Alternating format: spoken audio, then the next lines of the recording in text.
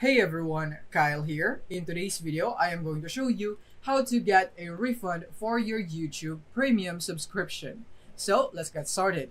So now here we are in YouTube, and as you can see, I have my YouTube premium right here. So if you would want to get a refund, first you need to go into your browser, and from here go into this URL. So it's youtube.com right here /refund/premium, and then press on enter, and then you will now be prompted here in where you can request a refund for your YouTube premium subscription right here. And if you have the membership, then you should now be seeing it right here. If not, then you wouldn't be seeing it right here.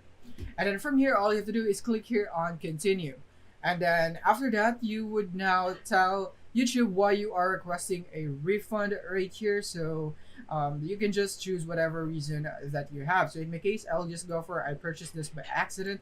Click on continue, and then once you are really sure, then you would need to click here on request a refund right here. But this would also cancel your membership immediately. So in my case, I'll not do that because I don't want to cancel it.